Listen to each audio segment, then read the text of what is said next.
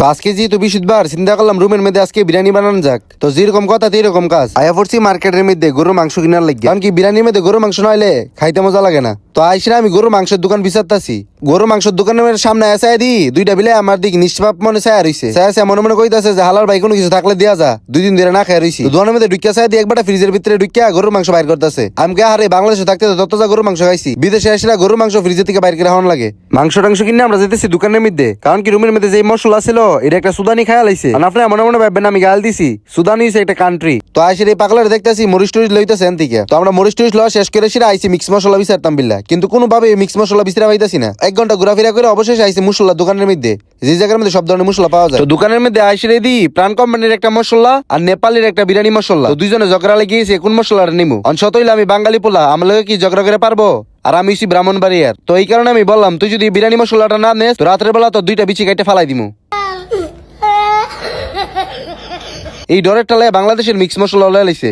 অবশেষে আমরা প্রাণ ব্র্যান্ডের একটা মিক্স মশলা নিয়ে নিছি। তো সবকিছু নিয়ে আমরা রুমের মধ্যে আয়া পড়ছি। অনায়াসীরা সবকিছু বিছেরা দেখতেছি কোন কোন জিনিসটি গায়েব আছে। সেদি আয় হে রে সবকিছু আনলাম, কিন্তু টমেটো আনলাম না। কোন তো কিরমটা লাগে ভাই, টমেটো ছাড়া কি বিরিয়ানির মধ্যে টক টক ভাবাইবো? আর বিরিয়ানির মধ্যে 2টা জিনিস দেওয়া অনেক দরকার, একটা হচ্ছে টমেটো আরেকটা হচ্ছে টক দই। এই টক দই আর টমেটো আনানোর লেগে যাইতেছে আবার দোকানের মধ্যে দায়িত্ব। এগুলো তো গেছিলাম গায়ে মজা মজার মায়ের শিরা, এখন আবার যাইতেই বাইটা শিরা। তো গেটের বালটা খুলতাম গিয়া শিরা 1 ঘন্টা গেটের মধ্যে লাগাইছি। যাই না কোন বুকাচোদা গেটটা বন্ধ করে গেছে, গেট খুলতে খুলতে লাগিয়েছে 1 ঘন্টা। তখন আমি আটা শুরু করে দিছি দোকানের উদ্দেশ্য। তো দোকানের মধ্যে আসিরা বিচারতেছি কোন কোন জিনিসগুলো লইতে হইব। তো আরে ফোন করছি কথা কইতাছে যে টমেটো লইতে হইব, পেঁয়াজ লইতে হইব আর টক দই লইতে হইব। তো ভাই জি তো কইছে তো নিয়ন তো লাগবই। তো সবকিছু কেনাকাটা করে রুমের উদ্দেশ্যে রওনা দিয়ে দিছি। সাইদি রাস্তাঘাট একদম খালি, রাস্তার মধ্যে একটা কুত্তাও নাই। তো রুমের মধ্যে দিয়ে পাগলা সবকিছু রেডিমেডি কইরা বিরিয়ানি বসায়ও দিছে। তো আমি চিন্তা করলাম হ্যাঁ তো সবকিছু বসে দিছে, আমি না একটু হেল্প করি। অনেক হইতেছে তোর হেল্প করানো লাগতো না, তুই আলি দেখ কেমন বানান লাগে। তো সাইদি গরু মাংস দিয়াছিরা, সাইদি গরু মাংস দিয়ে বালা করে কষাইতেছে। তো ভাই আমি নিজে তো কোনো কিছু করতাম পারতাম না, এখানে বাইরে আইছি আরেক জায়গার মধ্যে আইসা সাইদি 10 মিনিটের ভিতরে কি জানে একটা আনছে খাওয়ার লাগে। আমি কি ইডি কিরে কই ভাই এটি গরু চর্বি, গরু চর্বি দেখি উড়বি কবাই গরু চর্বি ভাগ করে আনছে খায় দেখি কেমন লাগে। তো এই যে দেখতেছেন এটি গরু চর্বি। তো আমি চিন্তা করলাম যে যেহেতু এত কষ্ট এটা বানাইছে একবার ট্রাই করে দিই। তো খাওয়ার পরে সাইদি ভালোই মজা লাগতেছে।